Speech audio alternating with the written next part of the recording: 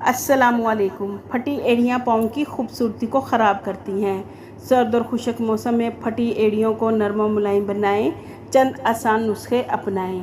एड़ियों के फटने की शिकायत ख़वातीन मर्द हज़रात दोनों को हर वक्त होती है, क्योंकि कुछ जिल्द ख़राब होने की वजह से इनकी एड़ियाँ फट जाती हैं, तो कुछ अपने पैरों का ख़ास ख्याल नहीं रखते हैं, जिसकी वजह से इनकी एड़ियाँ फट जाती हैं। चंद घरेलू नुस्खे आजमाकर आप अपनी एड़ियों को नरम मुलायम और ख़ूबसूरत बना सकते हैं। एड़ियों को साफ़ और मुलायम बनाने के लिए बेहतरीन घरेलू नुस्खे।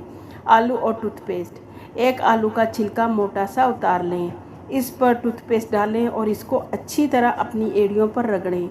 5 से 10 मिनट तक रगड़ें और फिर अपनी एड़ियों को गीले कपड़े से साफ़ कर लें। अब फिर 1 चम्मच नींबू का रस लें, इसमें 1 चम्मच बेकिंग सोडा डालकर मिक्स कर एड़ियों पर लगाएं और पाँव में सॉक्स या पट्टी बांधकर सो जाएं।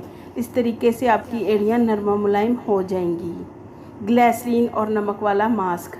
फटी एड़ियों को ठीक करने का एक तरीका ये भी है कि आप 2 चम्मच ग्लिसरीन में 2 चम्मच अर्के गुलाब और 1 खाने का चम्मच नमक मिलाकर स्क्रब तैयार कर लें और इसे अपनी एड़ियों पर लगाएं और अच्छी तरह स्क्रब करें।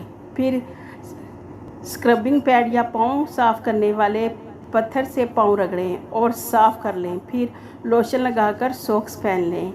तेल लगाएं। रोज़ाना रात सोने से पहले अपने पाँव को अच्छी तरह धोकर साफ़ करें।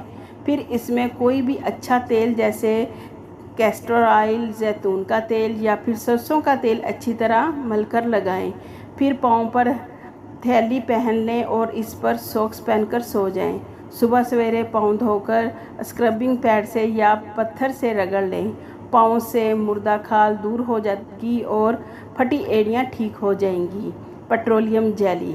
रात में गर्म पानी में पाँव भिगोकर रगड़ें और साफ़ करें। अब पाँव को सुखाकर इस पर पेट्रोलियम जेली लगाएं और इसे कुछ देर छोड़ दें। फिर स्क्रबिंग पैड या पत्थर से पाँव की एड़ियों को अच्छी तरह रगड़ें और लोशन लगा लें। ये तरीके कुछ दिन रोज़ाना और फिर हफ्ते में 2 मरतबा करें तो एड़ियाँ नरम, मुलायम और ख़ूबसूरत हो जाएंगी।